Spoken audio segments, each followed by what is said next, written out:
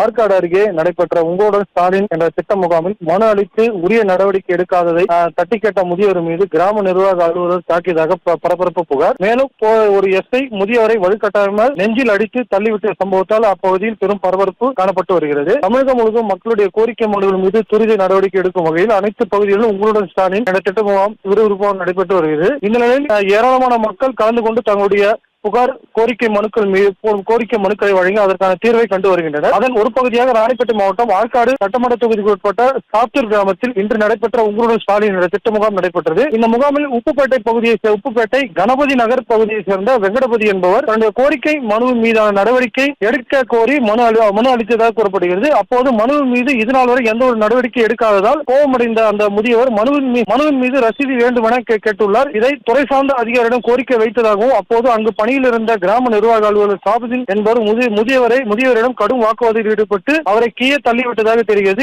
இது சம்பந்தமாக காவல்துறையினருக்கு தகவல் தெரிவித்ததின் பேரில் சம்பவத்துக்கு விரைந்து வந்த காவல் உதவி ஆய்வாளர் பிரச்சனை செய்த முதியவரை தள்ளிவிட்டும் அவருடைய நெஞ்சை மீது பலமாக வலுக்கட்டாயம் வெளியேற்ற முயற்சி செய்தார். அதற்கு எதிர்த்து தெரிவித்த முதியவர் தன்னை வலுக்கட்டாயமாக வெளியேற்ற யாருக்கும் அதிகாரம் இல்லை என்றும் மேலும் தன்னை தாக்கியும் அதிகாரம் இல்லை என முதியவர் தாக்கிய போலீசாரிடம் கடும் வாக்குவாதம் ஏற்பட்டு முற்றுகையிட்டதாக சொல்லப்படுகிறது.